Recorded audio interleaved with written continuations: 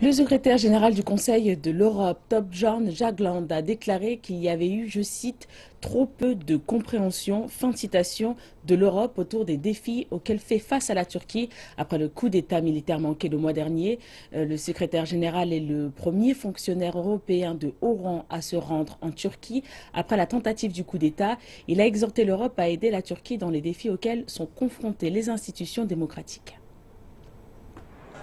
La Turquie et l'Union européenne sont à la croisée des chemins. L'Union européenne a fustigé la purge d'Ankara de plusieurs dizaines de milliers de personnes à la suite de la tentative du coup d'État du mois dernier. De son côté, la Turquie a critiqué Bruxelles pour ne pas respecter sa part de l'accord controversé portant sur les réfugiés. Cet accord, qui avait été conclu au printemps, engage la Turquie à arrêter le flux de migrants qui quittent ses rives pour se rendre en Europe.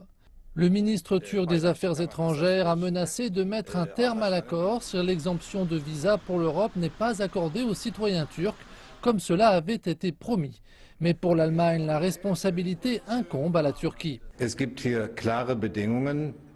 cet égard, il y a des conditions claires et la Turquie n'en a toujours pas rempli 5. Donc à ce stade, l'Union européenne ne peut pas se prononcer sur la question de la libéralisation des visas.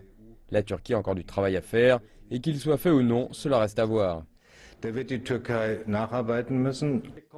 Une réouverture des négociations d'adhésion à l'Union européenne fait également partie de l'accord. Pourtant, selon le président de la Commission européenne, Jean-Claude Juncker, la Turquie n'est pas actuellement en mesure d'adhérer au bloc. Toutefois, certains analystes turcs estiment que l'adhésion à l'Union européenne ne peut plus être la puissante monnaie d'échange qu'elle était avant le coup d'État. Ce fut un coup d'État, mais sous ce coup d'État se cachait une attaque terroriste dans la capitale, au Parlement, dans les grandes régions de la Turquie.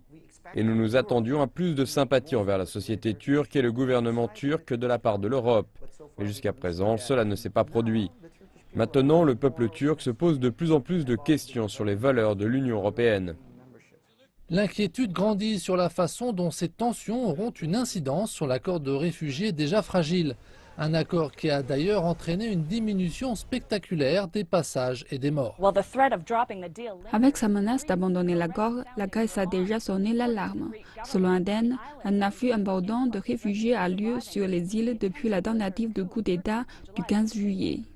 Les organisations humanitaires et les autorités grecques demandent une action immédiate pour réduire le nombre d'arrivées.